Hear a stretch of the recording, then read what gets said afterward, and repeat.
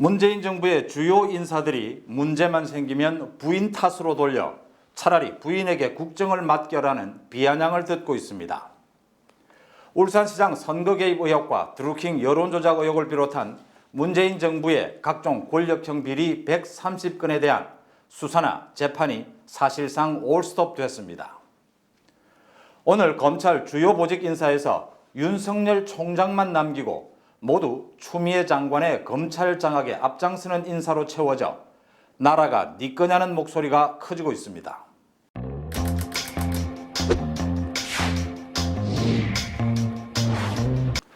정치톡 시작합니다.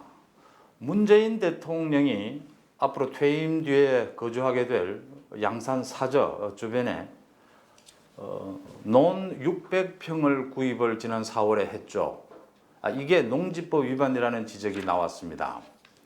농지법이 굉장히 까다롭게 되어 있는데 이 농지를 보호하고 또 투기를 막을 목적으로 실제 경작자만이 농지를 구매할 수 있도록 해놓았습니다. 실제 경작지인지 아닌 자인지 아닌지는 금방 판별이 가능하죠. 이 비료나 또 생산품을 어떻게 처리했는지 조사만 하면요.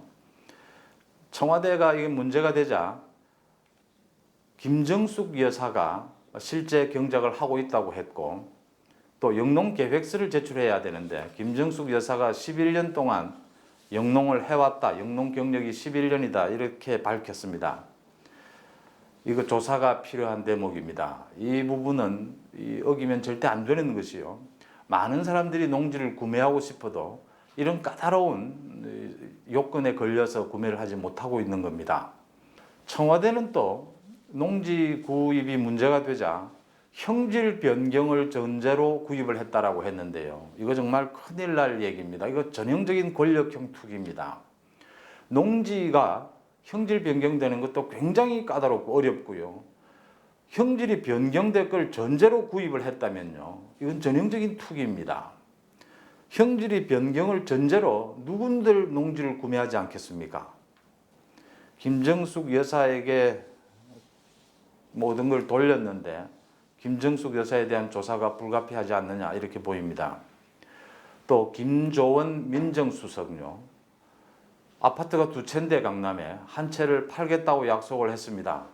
이거 왜 2채는 꼭 팔아야 되는지 저는 좀 참 우스운 일이라고 보지만 어쨌든 한 채를 팔겠다고 약속을 해놓고 실제 가격보다 2억이 넘게 최고가보다 2억이 넘게 매물로 내놓았다는 겁니다. 팔 생각이 없는 거죠. 이게 또 문제가 되자 청와대 해명이 또 걸작입니다. 남자들은 아파트 가격을 잘 모르지 않느냐. 부인과 지금 같이 거주를 할 텐데 20억대가 되는 아파트를 내놓으면서 얼마에 내놓는지도 얘기를 하지 않습니까?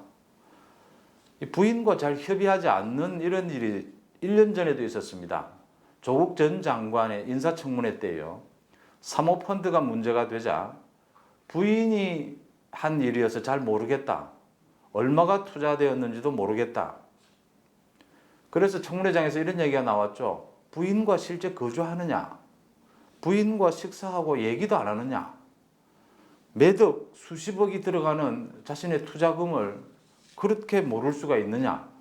사모펀드는 몰랐다 하더라도 투자 금액이 얼마인지도 모를 수가 있느냐 이런 얘기가 나왔습니다. 또 김의겸 청와대 전 대변인이죠. 상가 건물 투기가 문제가 되자 아내가 결정했다 하면서 아내에게 떠밀었습니다.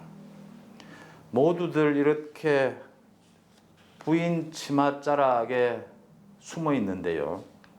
통합당 하태경 의원이 포문을 열었죠. 문정부 남자들 비겁하다.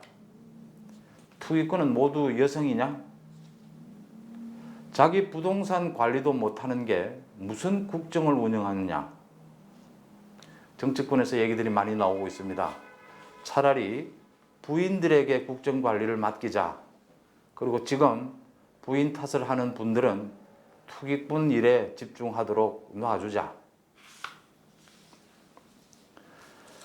다음입니다. 문재인 정부 들어서 사법과 검찰에 대한 장악이 도를 넘고 있습니다. 그 후유증이 바로 이게 후유증인가요? 목적인가요? 권력형 비리 수사 재판이 줄줄이 중단됐습니다. 통합당 주장에 따르면 130건에 이른다고 하는데요. 먼저 울산시장, 송철호 울산시장 당선될 당시에 선거 개입 의혹입니다. 청와대 7개 부처가 관여가 됐다고 하는데 이거에 대한 검찰 수사가 문재인 대통령 앞에 가서 중단이 됐습니다. 현재 뭐 어떻게 진행이 되고 있는지, 중단을 해서 안 할 건지, 어디까지 진행이 됐는지 아무것도 알 수가 없습니다. 당시에 김기현 통합당 울산시장이었죠. 선거 때 김기현 시장에 대해서 경찰이 대대적인 수사를 펼쳤습니다. 비리 의혹에 대해서요. 재판 결과 나중에 무죄로 드러났는데 이미 선거에서는 지고 난 뒤였죠. 드루킹 여론 조작 의혹입니다. 김경수 경남도지사에 대한 재판요. 이런 재판 저는 처음 봅니다. 지금 2심 중인데 2심이 2년 가까이 지연되고 있습니다. 재판장도 여러 번 바뀌었고요. 바뀔 때마다 재판을 처음부터 다시 시작합니다. 대법원 지침이 있습니다. 선거 관련 재판은 6개월 만에 빨리 끝내라라는 거죠. 그래서 1심은 5개월 만에 끝났습니다. 근데 2심은 아직도 오리무중입니다. 2년이 다 돼가는데 언제 끝날지도 모릅니다. 잘못하면 그 당선자가 임기를 다 채우는 일이 발생할 것이라는 주장도 나오고 있습니다. 아니 실제로 그럴 것 같고요. 또 추미애 장관의 아들 황제 탈영 의혹, 윤미향 위안부 기부금 회계부정 의혹, 박원순 오거돈 성추행 의혹, 수사가 중단된 건지, 왜 중단됐다면 그 이유는 무엇인지 아무것도 알려지는 게 없습니다. 통합당의 김도읍 의원이 한마디 꼬집었죠. 친문 무죄, 반문 유죄. 대통령과 친하면 무죄고 대통령과 척을 지면 유죄냐 이렇게 꼬집었습니다. 오늘 법무부의 검찰청 고위 인사에 대한 인사가 있었죠. 소위 윤석열 사단은 학살되고 추미애 장관 라인이 모두 검찰청을 장악했습니다. 검언 유착 사건이라고 불렸죠. 한동훈 검사장이 공모했다는 건데요. 이게 기소를 했는데 한동훈 검사장은 기소도 못했어요. 공모 사실을 못 밝힌 겁니다. 현재까지는요. 그래가지고 검찰과 언론이 유착된 게 아니라 권력과 언론이 유착됐다. 또 사전 기획됐다라는 주장들도 나오고 있습니다. 심지어 방통위원장까지 개입을 했다라고 하는 믿기 힘든 일까지 지금 드러나고 있습니다. 그런데도 이 사건을 수사했던 이 윤석열 죽이기죠. 윤석열과 한동훈 검사장이 친하다, 측근이다라는 건데요. 이걸 담당했던 이승윤 중앙지검장 유임되고요. 이승윤 중앙지검장과 같이 이 사건을 담당했던 이정현 차장, 신성식 차장 모두 승진해서 윤석열 포위에 나섰습니다. 또 추미애 장관의 측근이죠. 조남관 법무부 검찰국장이 윤석열 검찰청장의 바로 밑인 차장으로 임명해서 견제에 나섰습니다. 추미애 호남 라인이 검찰을 완전히 장악했다 이런 얘기가 나옵니다. 검찰 조직이 사실은 공무원들이 다 그렇지만 승진의 목을 매는 조직이죠. 그런데도 손발이 잘려 나가는 상황, 또 이렇게 포위되는 상황에서도 윤석열 총장이 잘 버티고 있다, 또 버텨야 한다 이렇게 봅니다. 추미애 장관이 얘기하는 검찰 개혁은 검찰 장악이라는 게 드러났고요.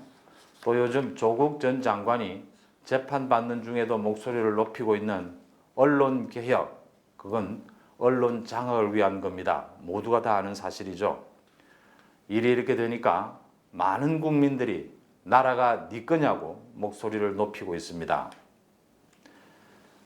민주당, 통합당 지지율도 요동을 치고 문재인 대통령에 대한 지지율도 요동을 칩니다. 지지율은 물론 바뀔 겁니다. 앞으로도 여러 번. 하지만 낙엽 하나로 온 천하에 가을이 온 걸 느낀다고 했습니다. 정치톡입니다.